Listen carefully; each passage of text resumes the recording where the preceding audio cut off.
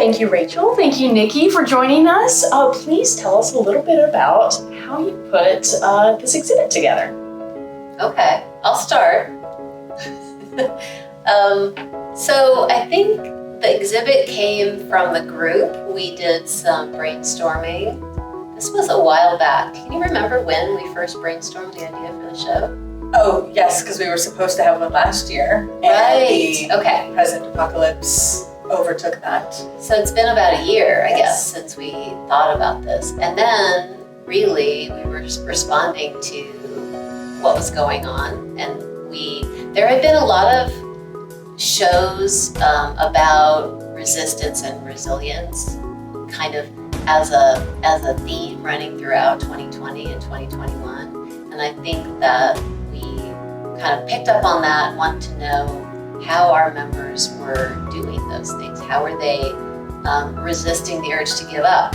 How were they finding new resilience in themselves through the pandemic? And we thought about this together too as the show came together and started writing about it. What were your first thoughts as you sat down to kind of write about the show as a curator? Well, to me, I work so much with material and the physical sort of tensions between our emotional experiences and landscapes. So that worked really well with our experience in the pandemic world. And I wanted to know how material artists and book workers explore a space that has become constrained and shrunk down.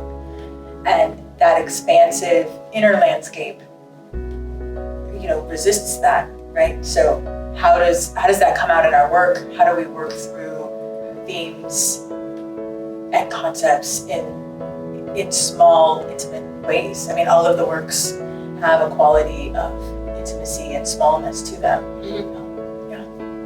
So as we were talking about the themes in the show, what are some of the ways that you notice the work kind of speaking to each other, communicating? We talked a little bit about how color was surprising to us, how text. So what's your experience of that? Well, we had these two palettes that emerged. Mm-hmm. That was really, really exciting to see.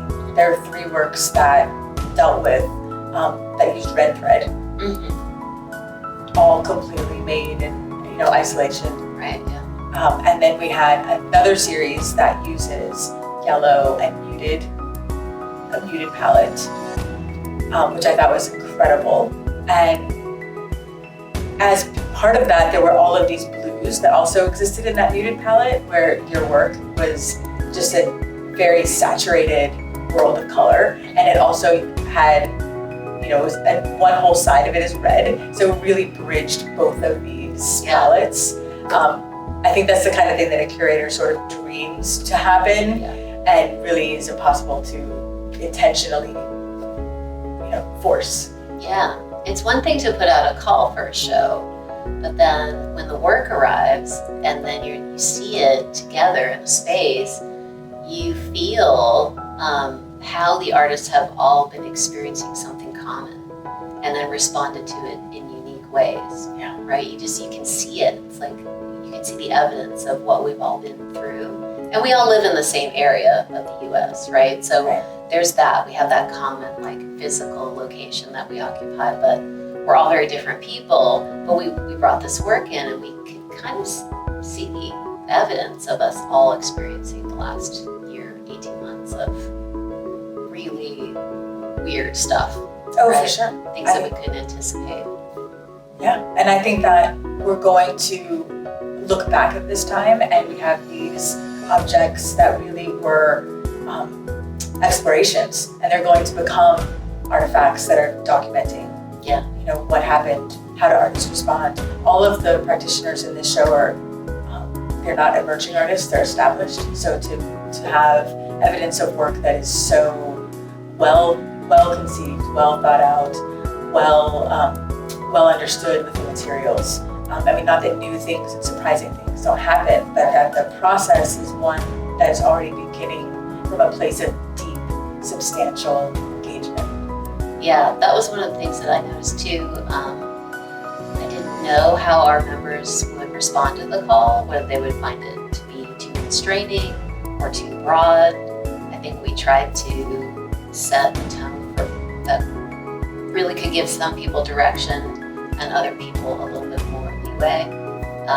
But what I think we got was this collection of work that did respond to the call, but in so many unique ways. And that's really nice to see as a curator. It's gratifying to know that you put this information out and you got something back that made sense to you. Surprised you, but still like made sense and coalesced into a really unified show. Right. And I think one of the other things that was surprising was that we were able to have it come to life in this space here. So it was initially conceived to be in a space, and then that had to be abandoned for a digital exhibit. Yeah. And the digital exhibit came to life and is an incredible experience and really reaches beyond place. Yeah. And then to actually be able to include location and have these physical works be here, and now we get to translate it again into the digital world for all of you. Yay!